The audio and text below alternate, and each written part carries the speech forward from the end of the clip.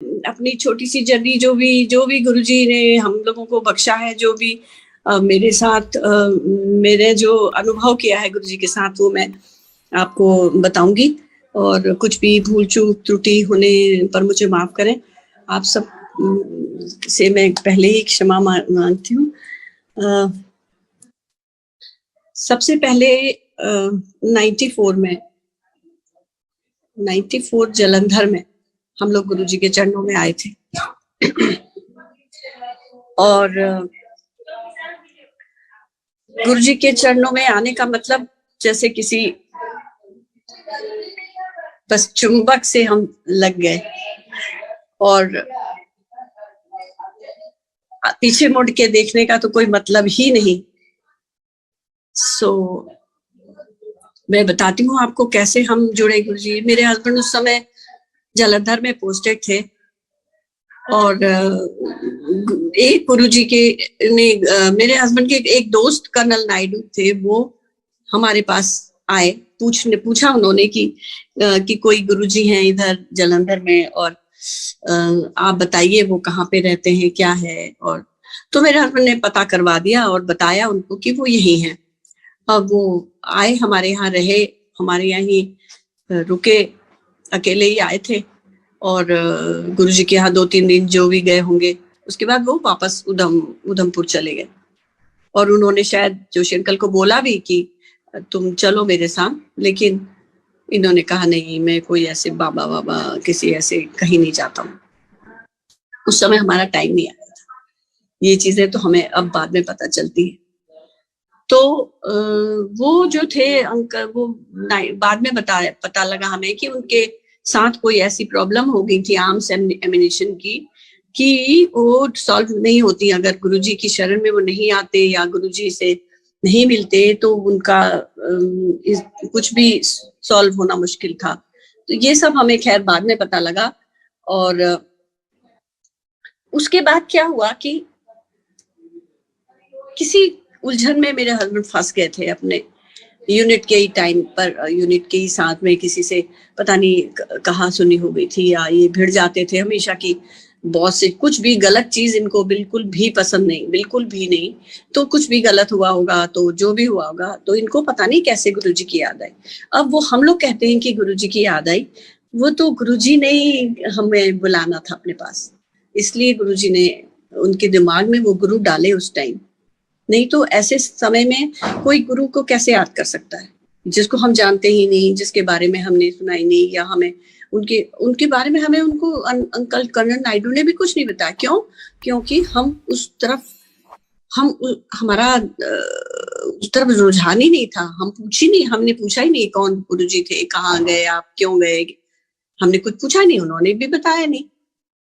तो अब आप सोचिए कि गुरुजी ने किसी के साथ कुछ आपसी में मतभेद होने की वजह से जोशी अंकल के दिमाग में अपनी छवि या अपनी याद कैसे डाल दी? क्योंकि गुरुजी उस टाइम पर हमें अपने पास बुलाना चाहते थे, इसलिए उन्होंने इनके दिमाग में डाला कि मैं हूं। तो ये जो है सीधे 300 डिफेंस कॉलोनी जलंधर में पहुंचे। वहां पहुंचे तो कंटिन्यूस 3 डेज ये वहां जाते रहे। और मुझे ये सब नहीं पता, क्योंकि ठीक है वैसा मतलब इतना वो भी नहीं रहता कि कौन कहाँ जा रहा है क्या नहीं। उन्होंने मेरे से नहीं बताया कि मैं कहीं गुरुजी के घर वहां पे गया था या कुछ। तो ये बाद में बताते हैं कि मैं 3 दिन कंटिन्यूस जाता रहा और गुरुजी वहां नहीं मिले मंदिर में। गुरुजी कहीं न कहीं किसी के घर चले जाते या कहीं बाहर होते स्टेशन से, जो भी। जब गुरुजी के दर्शन इनको हुए उस दिन गुरुजी ने इनको अपने रूम में बुलाया, अंदर साथ में बिठाया और जो भी जूस वगैरह पिलाया, जो भी। और सब कुछ कहते हैं ये कि मेरा जो चिट्ठा था, जैसे कहते हैं ना कि तेरे ये आदत है, ये वो सब गुरुजी ने बताई। और फिर शायद उनको बोला कि आंटी को भी लाना। पंजाबी में ही बोलते थे गुरुजी तो, और हम लोग तो उस टाइम पर पंजाबी का तो नाम भी नहीं आता था। तो आंटी ने भी लाई कहा। तो फिर तो ठीक है जी। नेक्स्ट डे मुझे इन्होंने बताया गुरुजी के बारे में कि मैं वहां गया था, ऐसे ऐसे हुआ, और गुरुजी ने कहा है कि तुमको भी लाना, और बोला कि वो आंटी और अंकल ऐसे बोलते हैं वहां पे। तो नेक्स्ट डे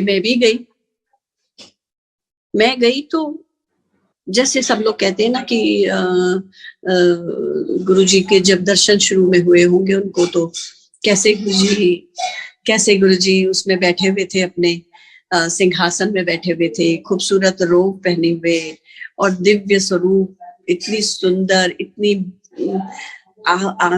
उनकी आभा झलक रही थी और उनकी आंखें चकाचौंध हो रही थी, ऐसा रूप देखा। लेकिन मैंने अपने प्यारे गुरुजी को बिल्कुल सरल सीधे भोले भाले बच्चे की जैसे देखा। और उस समय वो गुरुजी जो थे वो बरमूडा पहने हुए थे और एक अंडा शर्ट पहने हुए थे, और बिल्कुल भोले बच्चे के जैसे कारपेट पे बैठे हुए थे, नीचे आधे लेटे आधे बैठे, ऐसे बैठे हुए थे। और 5-6 संगत थी सिर्फ, और मैं और मेरे हस्बैंड पहुंचे, इन्होंने प्रणाम किया तो मैंने भी प्रणाम किया, और मैं एकदम शून्य थी, मैं ब्लैंक थी बिल्कुल। मेरे अंदर से कोई ये विचार नहीं था कि मैं कहाँ जा रही हूँ, किसके पास जा रही हूँ, कौन बाबा जी हैं, कौन साधु हैं, कौन गुरुजी हैं, कोई भी नहीं, कोई थॉट नहीं था मेरे अंदर। बस मैं अपने पति का अनुसरण कर रही थी।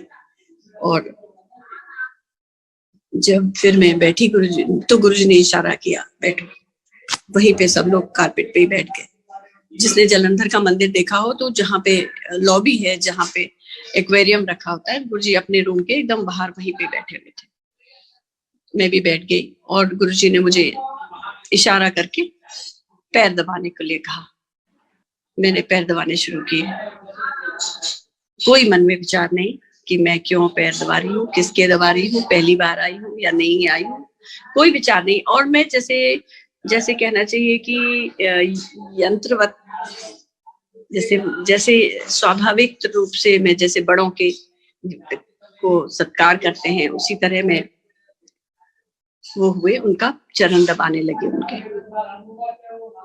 और गुरुजी ने मुझे भी, मेरे लिए भी बोलना शुरू किया कि ये तुझे अच्छा लगता है, ये अच्छा लगता है, मीठा बहुत खाती है, और ऐसे ये बहुत खूब, मतलब जो भी मेरी अच्छाई बुराई जो भी बोला होगा। मैं तो इतनी जल्दी जल्दी वो बोल रहे थे और पंजाबी में बोल रहे थे, तो कुछ समझ भी नहीं आई, कुछ समझ नहीं पाई। जो लोग बैठे हुए थे वो लोग हंसते भी जा रहे थे, और काफी एब्रिविएशंस गुरुजी बोला करते थे। पहले तो बहुत बोलते थे गुरुजी, जब भी कोई आया जरूर कुछ न कुछ कह के हंसाते थे। फौजी लोग बहुत आते थे गुरुजी के पास, तो कोई एएससी वाले आ गए तो बोलते थे आओ आटा सब्जी चोट, कभी तो इस तरह से छोटी छोटी। अच्छा पीएचडी किया हुआ है तो पागल की होता है, पीएचडी पागल होने का डर, ऐसे करके गुरुजी छोटे छोटे एब्रिविएशंस करके खूब हंसाते भी थे। बहुत लाइवली, बहुत प्यार से सब लोग बैठे रहते थे। ये सब होने के बाद गुरुजी ने अचानक से मुझसे बोला कि ये मेरे में अभी भी पहने हुए हूँ, ये अंगूठी मैं आपको दिखाती हूँ। ये जो अंगूठी मेरी है, ये बहुत पुराने टाइम की है, जब शायद मेरे हस्बैंड 8 साल के रहे होंगे। इसमें इनका नाम लिखा हुआ है गौरी शंकर। मेरे हस्बैंड का घर का नाम जो है वो गौरी शंकर है, तो इसमें नाम लिखा हुआ है गौरी शंकर। 8 साल में इनका उपनयन हुआ था, जनेऊ हुई थी। तो मेरी सासू माँ ने जो है वो एक अंगूठी अपने लिए, ये वाली, और एक छोटी सी अंगूठी बिल्कुल 8 साल के बच्चे के हाथ में जो आती थी, वो भी मेरे पास रखी है, छोटी सी, वो भी बनवाई है, उसमें भी गौरी शंकर लिखा हुआ है। तो गुरुजी ने, जब मैं पैर दबा रही थी उनके, तो गुरुजी ने मुझसे बोला कि की लेके आए, इसमें ऐसे पूछने लगे। और मैं पंजाबी भी नहीं डालती थी और जल्दी जैसे बोलते हैं मैं हैं करने में लगी थी।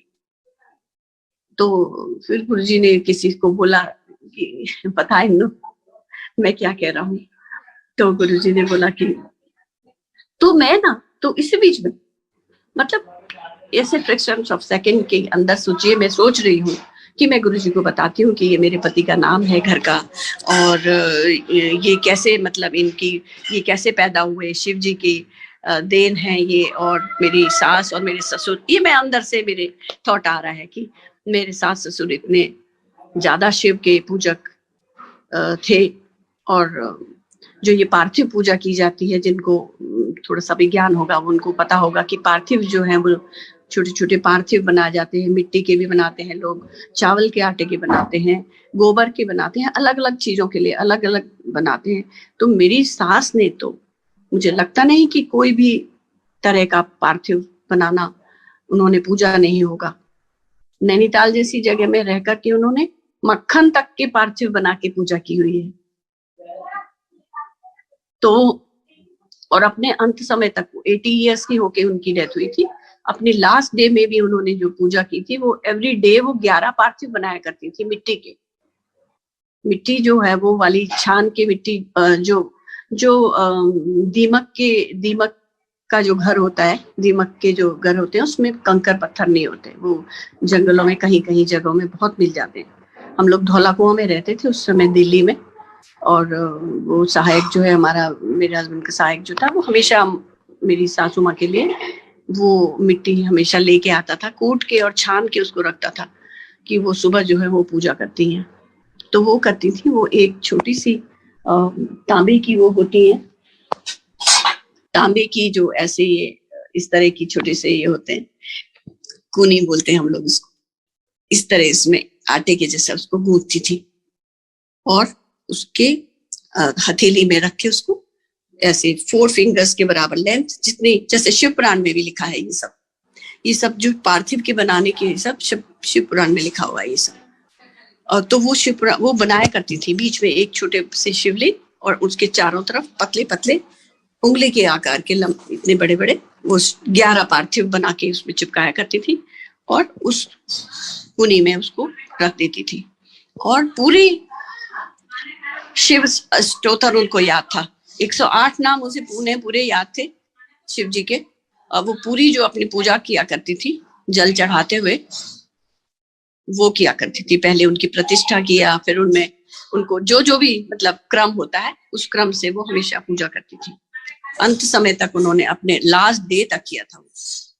सो मैं उनकी ये सब पे गुरुजी की जब चरण दबा रही थी तो मेरे अंदर से ये भाव आया कि मैं गुरुजी को बताती हूँ कि मेरे सास ससुर इतने ज्यादा शिव जी के पूजक हैं, और उनकी ही कृपा से उनको ये बेटा प्राप्त हुआ। क्योंकि मेरी कभी मैंने सुना था, या जो भी कह लीजिए बात इस तरह का, कि वो लोग कहते थे कि नहीं उनको बेटी होती है तो, और बेटा होता है तो वो एकदम मर जाता है, कुछ ऐसा। तो वो पहले से कुल धारणा रहती थी कि बेटी नहीं रहती है और बेटा रहता नहीं। तो वो लोग शिव जी की उन्होंने बहुत पूजा की थी, और मेरे पति हुए थे उस समय। तो वो दिमाग में मेरे चल रहा था। अब आप तो सोच सकते हैं कि ये सब विचार, ये सब तो बातें मैं आपको बता रही हूँ तो इतनी देर लग रही है, और उस समय ये सोचते हुए कि मैं गुरुजी को ये सब बताऊं, मैं मन में विचार कर रही हूँ। और गुरुजी ने फट से क्या बोला आप सुनिए। गुरुजी ने बोला, हाँ मैनू पता है, मैं ही तो दिता है। ऐसे गुरुजी ने बोला, मैं ही तो दिता है। मुझे तो पता ही नहीं, समझ में नहीं आया। उस टाइम तो मैं मूर्ख थी, बहुत भयंकर, बहुत भारी मूर्ख, कि अपने मुंह से महादेव जो कह रहे हैं मुझे कि वो जो तेरे सामने तेरा पति खड़ा है वो मैंने ही दिया है। और सचमुच ये बात मैं उनको बताने जा रही थी, और उन्होंने मुझसे कह दिया कि मुझे पता है, मैंने ही तो दिया है। सोचिए अब आप। और ये चीज मुझे इतने सालों बाद याद आई। और तब अभी भी जब भगवान गुरुजी को, जब उनकी समाधि लेने के बाद मैं उनको महाशिव जी मानी, क्योंकि पहले तो बिल्कुल ही आंखें उन्होंने ही बंद की हुई थी, पर्दा डाला हुआ था। हर समय सब कुछ जानने के बाद भी मैं उनको महापुरुष समझते हुए भी, सब कुछ अपना अर्पित करते हुए भी मैं उनको शिव ने ही मैंने माना। नहीं माना नहीं, मतलब माना इन द सेंस समझाने, मानना नहीं कहना चाहिए, मैंने उनको नहीं जाना कि वो शिव है। तो तो जब ये हुआ तो मैं अपने को इतना धन्य मानती हूँ। मुझे लगता है मुझे तो कुछ चाहिए ही नहीं, मुझे गुरुजी मिल गए, गुरुजी मिल गए और गुरुजी ने मुझे इतना बढ़िया प्रसाद दिया हुआ है, और तो कुछ चाहिए ही नहीं, और सब कुछ भी नहीं चाहिए। गुरुजी ने मुझे तब से अभी तक जितने बार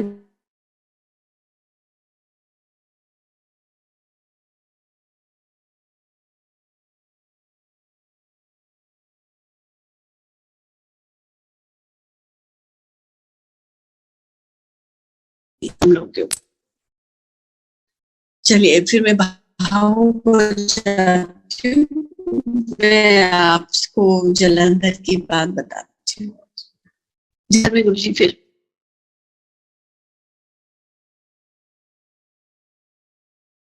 घर में, तो मैं गुरुजी से चरणों में वंदना की कि गुरुजी हमारे घर आएंगे। डरते डरते चुपचाप के, बोलना आता नहीं था, पंजाबी समझ में आती नहीं थी, जो गुरुजी बोलते थे वो डर के मारे मेरी तो वैसी हालत खराब रहती थी। तो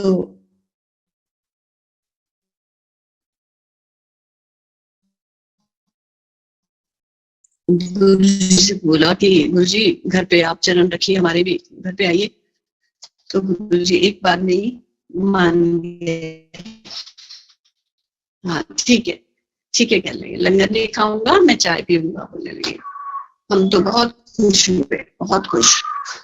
वो वाली वो वाली खुशी तो सचमुच में मैं बयान भी नहीं कर सकती, इतने हम लोग खुश हुए कि गुरुजी हमारे घर आ गए। और फिर हम, जैसे हमसे कहते हैं ना, जो हमसे पहले थे पुरानी संगत, तो हम उनसे फिर पूछने लगे कि गुरुजी को क्या अच्छा लगता है, कैसा है, क्या बनाएंगे।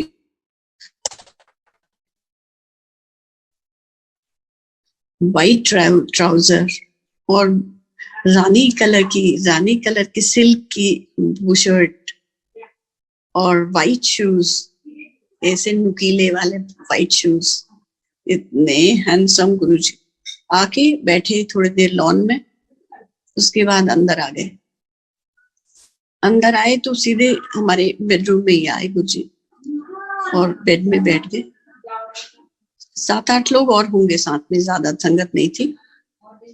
और गुरुजी ने जो एक जनरल साहब थे, जनरल उस टाइम शायद जनरल नहीं थे, वो ब्रिगेडियर थे। तो एक जनरल कालों थे, उनकी बेटी, और उसकी शादी तय हो गई थी उस बेटी की। वो 3 लोग थे और भी थे। तो सब लोग बैठे हुए थे और मैं किचन में अगली तैयारी के लिए मैं इधर उधर, कभी इधर जा रही थी, कभी उधर जा रही थी। तो 1 मिनट, 1 सेकंड के लिए मैं,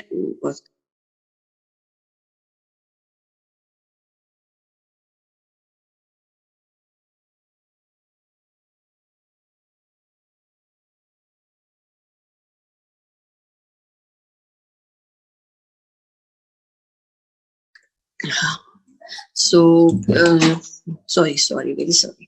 सो क्या हुआ कि मैं तैयारी करी थी, तब तक जोशी अंकल फटाफट आए मेरे पास, कहने लगे जल्दी चलो अंदर, देखो ना क्या हो रहा है, तुम यहाँ पे किचन में बैठे हो। मैं भाग के आई तो देखा गुरुजी ने सचखंड का प्रसाद निकाला। सचखंड का प्रसाद गुरुजी ने निकाला अपने हाथ में और वो शेखों अंकल की बेटी को दिया, और सब लोग देखते रहे। और हमारे लिए तो वो सबसे पहले बार वो देखने की चीज थी। वो इतना दिव्य, इतना बड़ा गुरुजी के हाथ में था, जैसे मोम होता है पिघला हुआ, ऐसे लग रहा था कि वो है, हिल रहा है, गील गरम। और थोड़ी देर में वो क्रिस्टल जैसा हो गया और उन्होंने उस बेटी के हाथ में को दे दिया। और उसके बाद गुरुजी एकदम रेड हो गए और गुरुजी ने एक दुपट्टा मांगा मुझसे, फिर कॉटन का एक दुपट्टा दे के उन्होंने अपना सिर बांध लिया। गुरुजी की शक्ति लगती थी। ये सब चीजें हमें अब बाद में पता चली, उस दिन तो उस टाइम पर तो हम भी नए नए थे, कुछ जानते नहीं थे ये क्या हो रहा है, गुरुजी ये क्यों हो रहा है, ऐसे क्यों बांध रहे। और बाकी लोग जो थे वो फिर गुरुजी को पैर वैर में भी ऐसे मालिश जैसे करने लगे। वो दिव्य प्रसाद पहली बार देखा हमने, सचखंड का प्रसाद जब आया। और उसके बाद सब लोग को चाय पकौड़े सब लोग ने खाए, काफी देर गुरुजी बैठे, म्यूजिक लगा रहा और सब लोग अपनी अपनी बातें, सब कुछ चलता रहा। थोड़ी देर बाद गुरुजी ने बोला कि चले गुरुजी, जाने के लिए तैयार हुए। अब वो जैसे ही जाए, हम लोग भी गेट तक गुरुजी के पीछे पीछे गए और फिर गाड़ी में गुरुजी बैठे, हम लोग अंदर आके हम लोग जैसे हम खुश हो रहे थे बहुत, और वहीं पे जहाँ पे गुरुजी बैठे थे वहां पे जैसे वो करने लगे। सबको अच्छा लग रहा था कि गुरुजी आज हमारे यहाँ पे बैठे हुए। और जैसे जहाँ पे गुरुजी के शूज रखे हुए थे, गुरुजी की चरण पादुका रखी थी जहाँ पर, मेरा बेटा वहां पर से कोई ऐसे झुक के कुछ करने लगा, तो उसको खुशबू आई, उसे खुशबू आई गुरुजी की बहुत, तो वो हल्ला मचाने लगा, जल्दी आओ सब लोग, यहाँ पे खुशबू आ रही। तो अब आप सोचिए कि जहाँ पे ऐसे चरण पादुका रखी हुई है गुरुजी की, कोई रगड़ी भी नहीं है वहां पे, कोई ऐसे थोड़ी ना कि उसको रगड़ दिया है, बस खाली रखी हुई है। और वहां पे हम उस कारपेट पे इतनी खुशबू आने लगी, हम लोग वहीं पे नाक रगड़ रगड़ के अपना खुशबू लेने लगे अंदर तक। और वो समा, वो माहौल तो मैं भूलती नहीं हूँ कि कोई अगर हमें देखता है तो सोचता कि इनको हो क्या रहा है, कि क्या कर रहे हैं ये लोग, नाक रगड़ने जो इनमें खुशबू सूंघने के लिए। पर वो भी एक टाइम था, वो भी एक लीला थी, वो भी एक उनका अपना रूप था गुरुजी का, जो हमें गुरुजी ने दिखाया। और सिलसिला चलता रहा। बहुत समय हुआ, गुरुजी अक्सर आ जाते थे घर पे, और पहले वहाँ टाइमिंग कोई ऐसे वाले नहीं होते थे। सुबह 9 बजे से मंदिर खुल जाता था और शाम तक खुला रहता था। चाय प्रसाद सिर्फ वहां बनता था, जो आता था उसको चाय प्रसाद मिल जाता था। कोई भी पर्टिकुलर जना नहीं था कि जो चाय बनाए, जो भी होता था अपने मन से जाके किचन में जाके 10 लोगों की चाय बनाई, फिर सबको बरता दी, फिर दूसरा जना चला गया। इस तरह से वहां चलता रहता था, पूरे दिन भर सिलसिला चलता रहता था। और शाम को गुरुजी लंगर, एक टाइम लंगर होता था वहां पे, और शाम को जहां से भी बन के आता था गुरुजी, हुक्म जो करते थे गुरुजी, जहां से भी लंगर बन के आता था, फिर वो जिसको भी बोलते थे। 8 बजे 6 बजे गुरुजी अमृत दिया करते थे। पूरा हॉल खचाखच भरा रहता था उस समय, क्योंकि 6 बजे गुरुजी का दरबार लगता था। गुरुजी रोब में आते थे, अपने आसन में बैठते थे, और उस समय हॉल खचाखच भरा रहता था।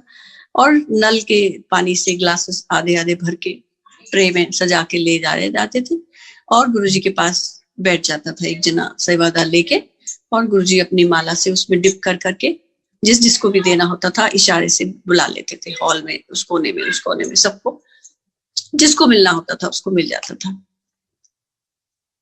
और ये सिलसिला चलता रहा हमारा। फिर गुरुजी जो है वो लंगर भी अपने हाथ से बरताया करते थे। कभी कभी छोटे छोटे डोलू में लंगर आया करता था, 15-20 लोग मुश्किल से, कभी कभी ज्यादा भी हो जाते थे, कभी तो और भी कम हो जाते थे। तो गुरुजी जैसे हेड ऑफ द फैमिली बैठते हैं वैसे चटाई लगाते थे, और गुरुजी भी साथ में बैठ जाते थे, और गुरुजी अपने हाथ से चपातियां ऐसे जैसे कैच कर रहे हैं तो पकड़ो वाला स्टाइल से, कि ले और पकड़ और ले, ऐसे करके बहुत प्यार से गुरुजी सबको लंगर खिलाते थे। इतने नजदीकी, इतने प्यार के दिन, इतना प्यार गुरुजी ने दिया है कि मैं बता नहीं सकती। वो तो लगता है कि किस जन्म के पुण्य थे हमारे, जो हम गुरुजी के चरणों में ऐसे बैठे होते थे। फिर उसके बाद धीरे धीरे, जैसे मैं बता रही हूँ कि वहां ऐसा कोई टाइम नहीं था कि क्या, तो मैं जैसे जल्दी भी जाके कभी बैठी होती थी तो गुरुजी बुलाते थे कि तू चल घर जा। मैं 25 या 30 या जितने भी संगत वो मुझे बताते थे कि इतने लोगों का लंगर तैयार करवा ले, और मैं आ रहा हूँ संगत लेके। फिर मैं फटाफट घर जाती थी और लंगर तैयार करके रखती थी घर पे, और गुरुजी की संगत लेके आते थे। ये सिलसिला बहुत टाइम तक चलता रहा, बहुत समय होता रहा। समय भी पता नहीं लगा कैसे निकल गया। और स्कूल में पढ़ाया करती थी मैं, वहां पे सेंट जोसेफ स्कूल है गुरुजी के घर मंदिर के पास ही, वहां पे पढ़ाया करती थी उस समय में। गुरुजी कहते थे कि छੱड दे कहते थे उसे। ये टीचर जितने होते हैं ना वो सब कंफ्यूज होते हैं, बोलते टीचर जितनी होती है सारियां कंफ्यूज होती हैं, छੱਡ परे क्यों कर दिए, फिर मैं गुरुजी को कहती थी, गुरुजी ये सेशन तो पूरा करना पड़ेगा, और उसके बाद मैंने नौकरी नहीं की। अब उस समय की एक बात बताती हूँ। गुरुजी का प्रसाद गुरुजी ने हमको दिया था उस समय। 9 दिसंबर की बात है, हमारी मैरिज एनिवर्सरी थी, और हम उस शुरू का ही टाइम था, शायद हम लोग गए थे गुरुजी के चरणों में, और इतना कुछ ज्ञान नहीं था। तो जो शुरू से व्रत वगैरह करते चले आ रहे थे, फ्राइडे वाला व्रत करते थे हम, तो उसमें खट्टा नहीं खाना होता, ये नहीं। तो उस दिन हमारी मैरिज एनिवर्सरी के दिन फ्राइडे था, तो हम दोनों ने डिसाइड किया, हम लोगों ने, कि आज वहां पे लंगर नहीं खाएंगे, क्योंकि वहां तो फिर वही होगा, सब खट्टा वट्टा होगा, प्याज होगा, ये होगा वो होगा, तो हम लोग नहीं जाएंगे आज, और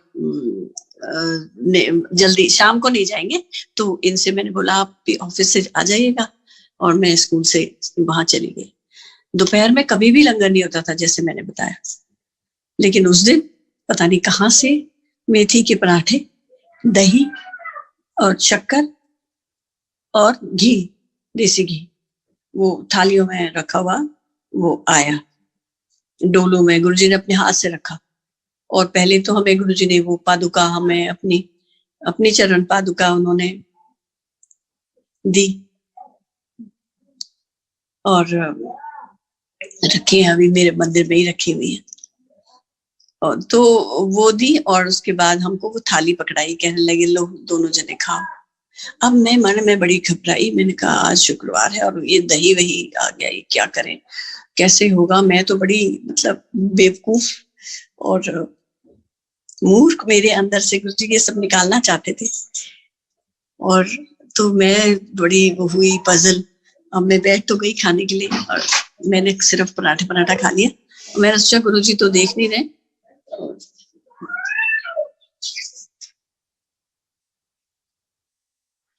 और इन्होंने जोशी अंकल ने पूरा फिनिश कर दिया उसको, सारा कुछ खा लिया। उनका भी व्रत था, उन्होंने सब कुछ खा लिया बिना कुछ सोचे समझे, और मैंने जो है वो चीनी के साथ, या ऐसे ही जब ये था वो मैंने सोचा गुरुजी को तो पता लगेगा नहीं। थोड़ी देर में गुरुजी ने मुझे बुलाया और कहने लगे कि किचन में कीनू रखे हुए हैं, कीनू बोरों उसमें कट्टे में बोरे में आते थे वहां पे। तो उन्होंने कहा मुझसे कि वो छील के लिया और थाली में लाई, बोले थाली में लाई लूण पाके, और मैं खट्टे को हाथ नहीं लगाने वाली जो थी, वो कीनू छील रही थी। कीनू छील के मैंने थाली में सजाए, नमक लिया और गुरुजी के सामने पहुंची। गुरुजी ने मुझसे कहा कि अपने हाथ में भी नहीं पकड़ा गुरुजी ने मुझसे कहा बरता दे।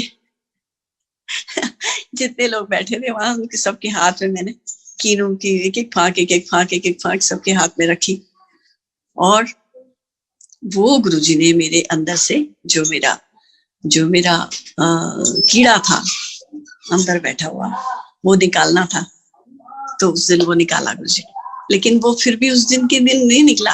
वो उससे नेक्स्ट डे जब मैं और थोड़ी मैंने गुरुजी की डांट खाई, उसके बाद निकला। क्योंकि उस दिन तो मैं फिर बुन घर में, तो नेक्स्ट शुक्रवार आया तो अपने बेटे को बोला खट्टा नहीं खाना, अपने दोस्तों को बुला के लाना, अध्यापन करना है, ये है वो है। और उसके बाद जब शाम को पहुंची तो खूब गुरुजी ने जोर से डांटा भी, लेक्चर भी बहुत ज्यादा दिया। तो तब जाके थोड़ी सी अकल आई, और वो दिन और आज का दिन कोई भुलेखे नहीं, कोई अंदर से वहम नहीं। करो तो बहुत अच्छा, ना करो तो बहुत ही अच्छा, कुछ भी। अगर जैसे हम लोग पहले क्या करते थे, हर नवरात्रि के दिन हमारे यहाँ जैसे वो खेतरी बोते हैं, जो भी, वो हमारे यहाँ भी चलता था। मेरी सास भी करती थी और मेरे टाइम में भी काफी करती थी, लेकिन गुरुजी ने उसके बारे में भी मुझे बताया। लेकिन ये चीजें क्या है कि कोई लोग इसको गलत तरीके से भी लेते हैं, जैसे मैं अभी बता रही हूँ।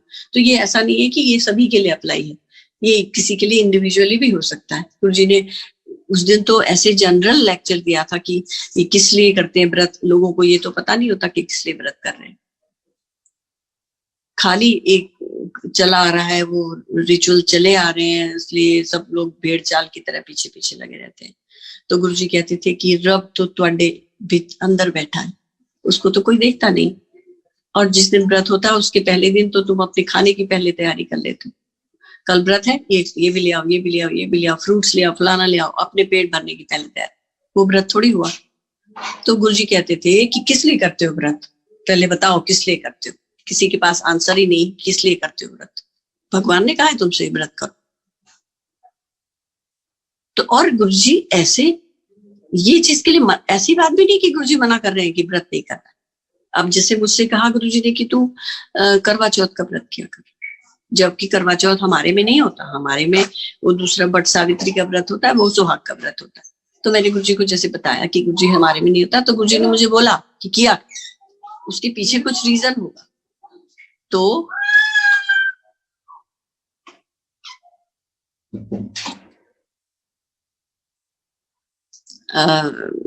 सॉरी, मेरी थोड़ी डिस्टर्बेंस हो रही, मेरी मदर की तबीयत ठीक नहीं चल रही आजकल,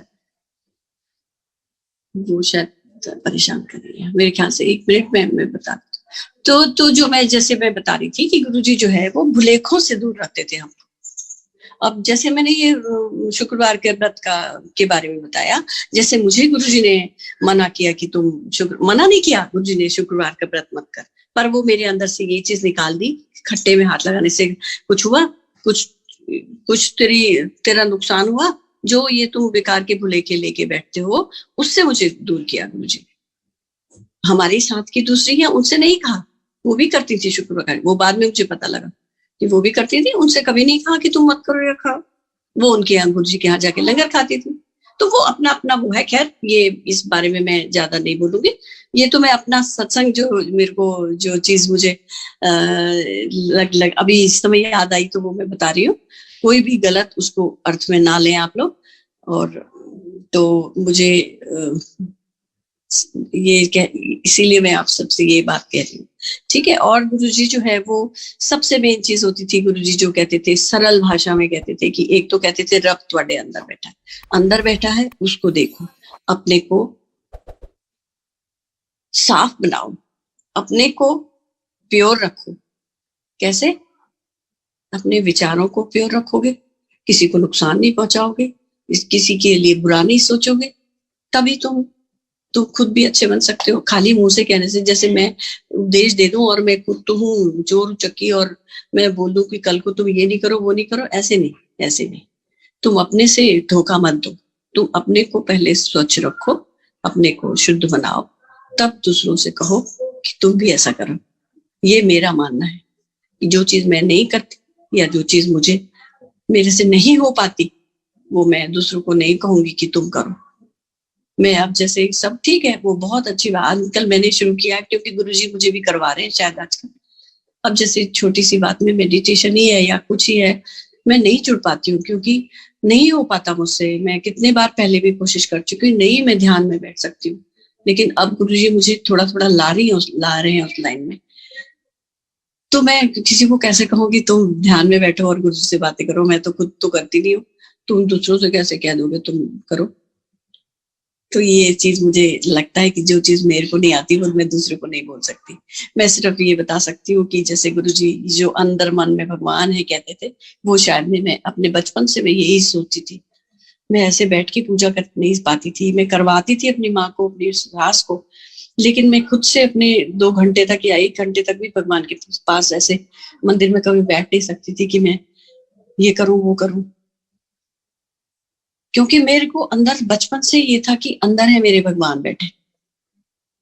और गुरुजी ने मुझे बार बार वही बताया, रब तुहाडे अंदर बैठा है, भजी फिरदे उत्थे उत्थे। तो ये चीज मेरे को बहुत सही लगती है। अंदर से भी मन को सुकून मिलता है कि अंदर बैठा है। तो आप अंदर से भी साफ रखिए। भांडा साफ क्यों कहते थे गुरुजी? यही तो भांडा है हमारा।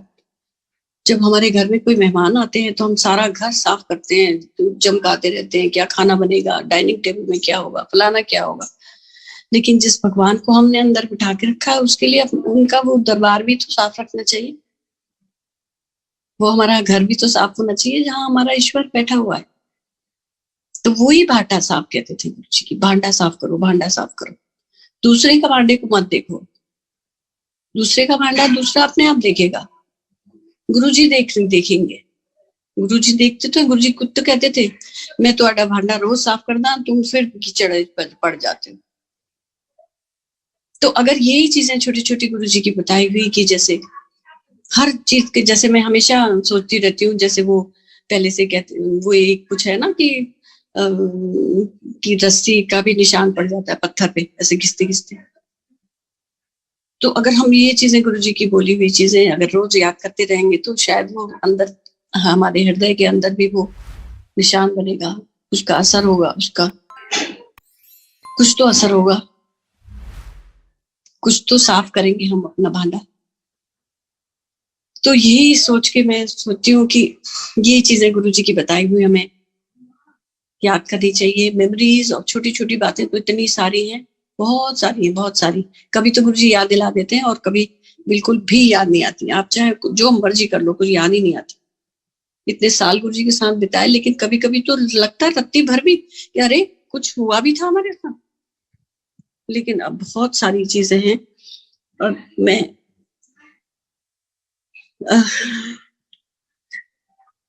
थोड़ी सी पजल में भी हूँ, इसलिए भी सोच रही हूँ कौन सी क्या बताऊं।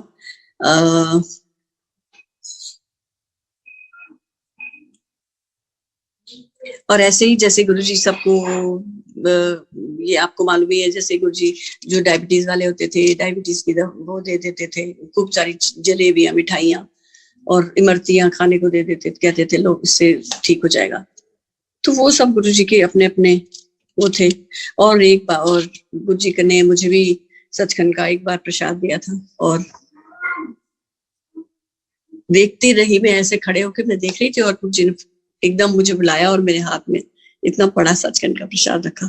सालों साल तक वो हमारे पास रहा, मेरे पास। मजाल की उसमें कुछ होना क्यों था।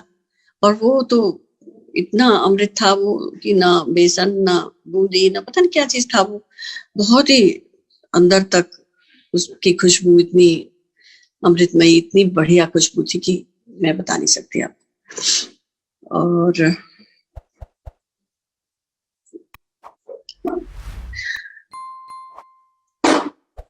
लाइफ तो गुरुजी हर एक को देते हैं, हर एक को। मुझे कोई ऐसा लगता नहीं कि जिसमें गुरुजी ने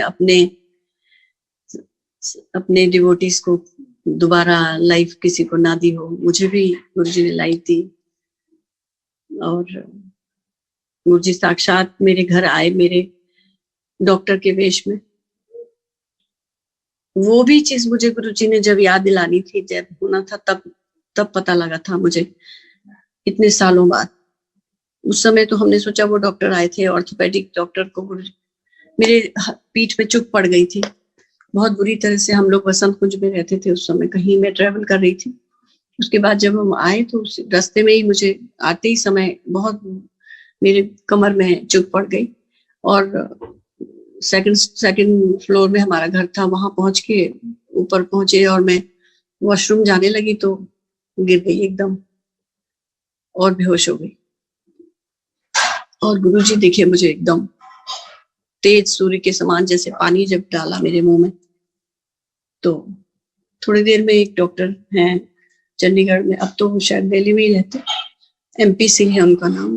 गुरुजी ने उनका नाम मुड़ प्रत्या सिंह रखा हुआ था क्योंकि उनको भी शायद दूसरी लाइफ दी थी गुरुजी ने, इसलिए MP सिंह को गुरुजी उनको मुड़ प्रत्या कह देते थे कि मुड़ के आया है, मुड़ प्रत्या कहते थे।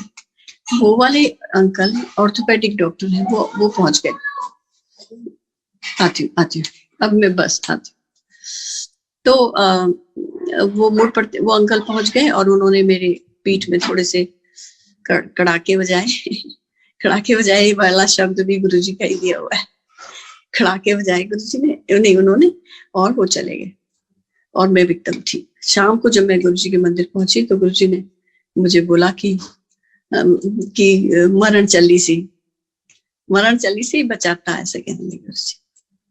तो इतने सालों बाद वो डॉक्टर साहब हमें मिले और मैं उनके बगल में बैठी थी, हम कभी बात नहीं करते थे, और खाली मैंने हाथ जोड़ के उनको ऐसे नमस्कार किया जैसे हम पहले से भी होता था।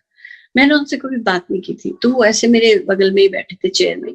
तो मैंने उनसे उनको याद दिलाई कि आप उस टाइम पर बसंत कुंज आए थे और मेरे को आपने ठीक किया था।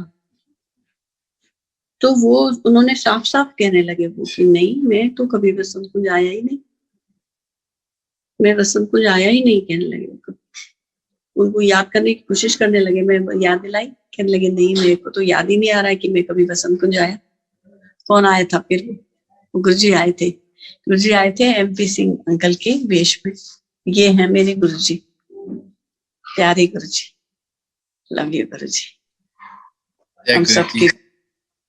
और गुरुजी को जो है वो सबसे बड़ी बात गुरुजी के साथ मुझे ये लगती है कि हर एक जना, करोड़ जितने भी दुनिया में लोग हैं, जो भी हैं जुड़े हुए गुरुजी से, सब गुरुजी को अपना कि मैं हूँ, मेरे गुरुजी हैं, मेरे गुरुजी हैं, मेरे गुरुजी हैं, मेरे को सबसे ज्यादा प्यार करते हैं।